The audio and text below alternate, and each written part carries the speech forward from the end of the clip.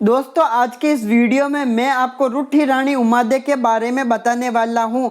पूरे राजपूताना में आज तक राजा मालदेव की टक्कर का अन्य कोई राजपूत शासक नहीं हुआ। जीवन में 52 युद्ध लड़ने वाले इस सूरवीर की शादी 24 वर्ष की उम्र में 1539 में जैसलमेर की राजकुमारी उमादे के साथ हुई। उमादे अपनी सुंदरता और चतुरता के लिए प्रसिद्ध थी। राठौड़ राव मालदेव की बारात शाही लवजमे में जैसलमेर पहुंची। राजकुमारी उमादे राव मालदेव जैसे सूरवीर और महाप्रतापी राजा को पाकर बहुत ज्यादा खुश हुई थी।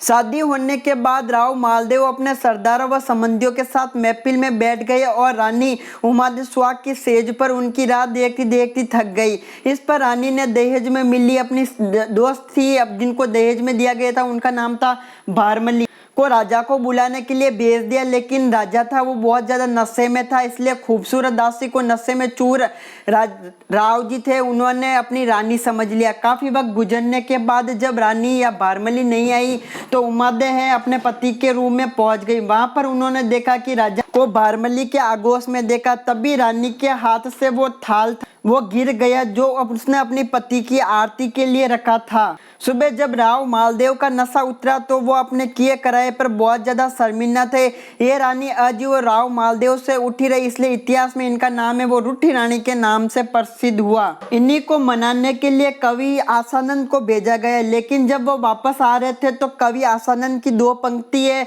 वो उनके दिल को लग गई। मान रखे तो पीऊ रखे तज मान, दो गया न बंदिए है को खम्बू ठान। मतलब कि जो मान रखना है तो पति को त्याग दो और पति रखना है तो मान को त्याग दो, लेकिन दो हाथियों को एक ही स्थान पर बांधा रहना असंभव है।